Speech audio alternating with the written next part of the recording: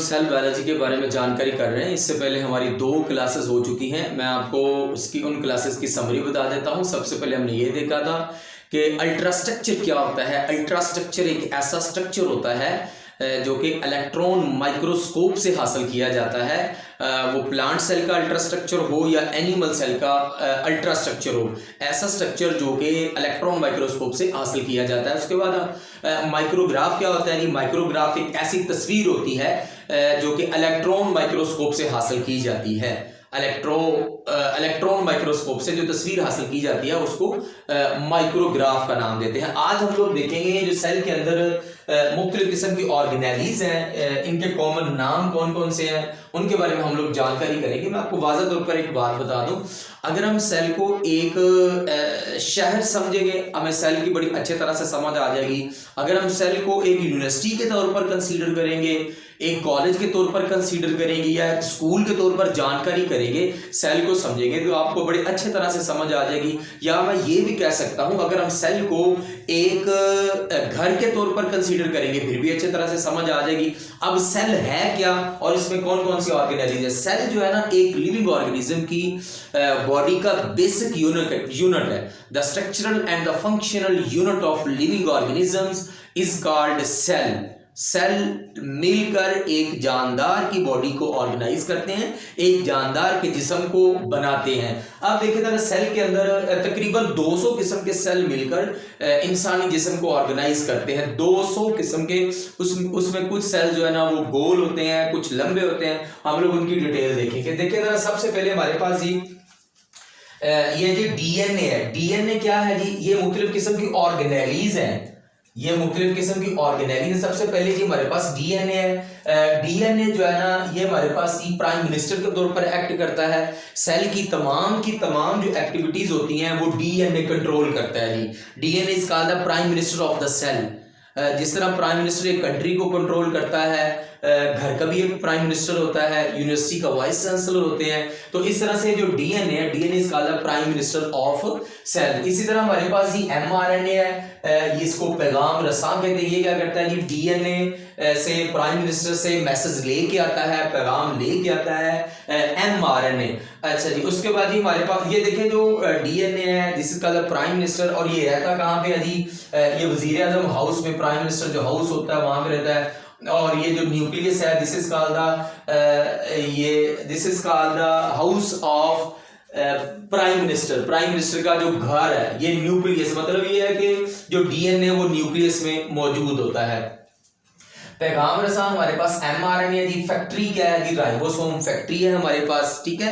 ये मुख्तलिफ आगे प्रोडक्ट तैयार करती है, ठीक है। और उसके बाद प्रोडक्ट है जी। प्रोडक्ट क्या तैयार होती है, हमारे पास प्रोटीन है, प्रोटीन तैयार होती है। प्रोडक्ट एक फैक्ट्री में जो प्रोडक्ट तैयार होती है, मिसाल के तौर पर कपड़ा तैयार हो रहा है, इसी तरह सेल के अंदर जो प्रोडक्ट है वो प्रोटीन तैयार हो रही है।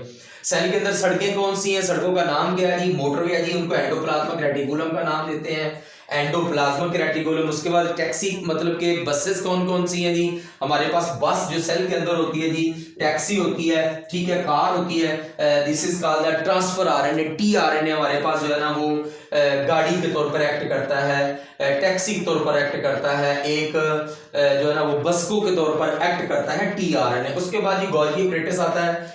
ये गोल्गी एपरेटस बहुत अच्छा डिपार्टमेंट है सेल का जी।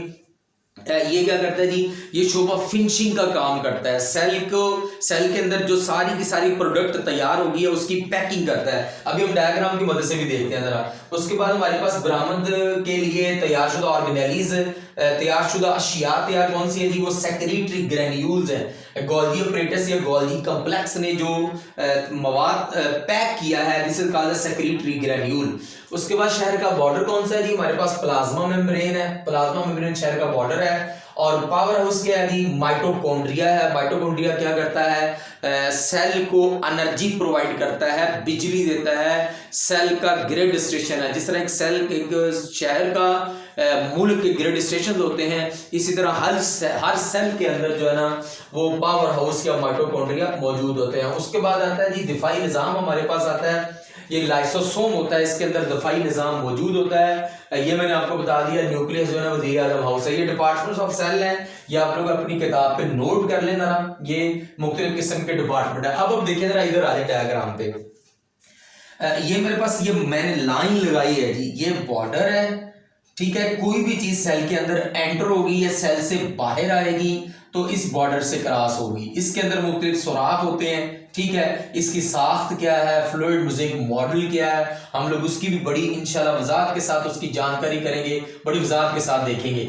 اب جو چیز انٹر ہونی ہے، جو چیز باہر جانی ہے، وہ بارڈر کی مدد سے جائے گی. یہ جو بارڈر ہے، دس border is called plasma membrane.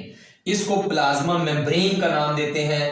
جس طرح انڈیا کا بارڈر ہے، پاکستان کا بارڈر ہے، جتنے بھی ملک ہے ہر ایک کا ایک بارڈر ہے، اسی طرح سیل کا بھی ایک بارڈر ہے. خواہ وہ پلانٹ سیل ہو، خواہ وہ اینیمل سیل ہو، یہ بارڈر بہت زیادہ اہمیت کا عامل ہے، کیونکہ اسی سے چیزیں جو ہے نا وہ سیل کے اندر انٹر ہوں گی اور اسی سے چیزیں جو ہے نا سیل کے اندر ایگزٹ ہوگی. اب دیکھیں ذرا یہاں پہ یہ جو ریڈ کلر ہے، ریڈ کلر جی میرے پاس یہ جی نیوکلیس ہے، یہ نیوکلیس ہے اور اس نیوکلیس کے اندر جی ڈی این اے ہے.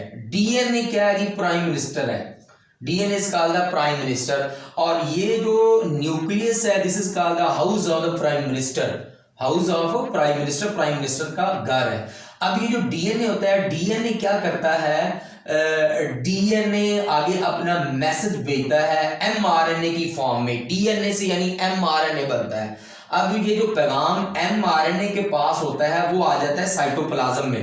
یہ والا جو ایریا ہے یہاں پہ آرگینیلیز موجود ہیں، اس کو سائٹوپلازم کا نام دیتے ہیں. اب یہ جو ایم آر این اے یہاں پہ آ گیا ہے، یہاں پہ سائٹوپلازم، اس کے پاس پیغام ہے، یہاں پہ رائبوسوم موجود ہے.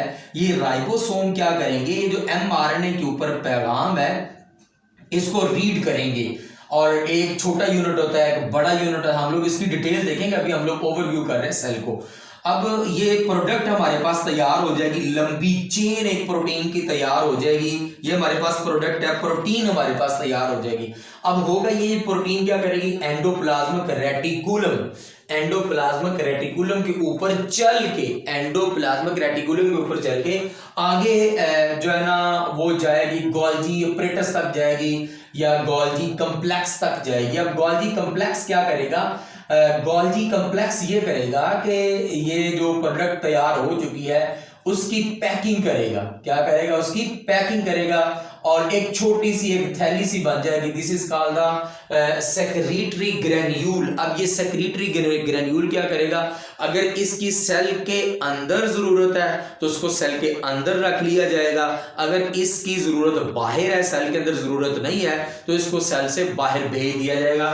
جس طرح سے یونیورسٹی ہوتی ہے جی، اس میں وائس چانسلر ہوتا ہے اور اس کے بعد وائس چانسلر کو اسسٹ کرنے والے مختلف جو ہے نا ان کے پی اے ہوتے ہیں، ہیلپرز ہوتے ہیں. پیغام لے کے پروڈکٹ دی، پروڈکٹ یونیورسٹی میں کیا تیار ہوتی ہے جی؟ یہ تیار ہوتی ہے، اسٹوڈنٹ تیار ہوتے ہیں جی.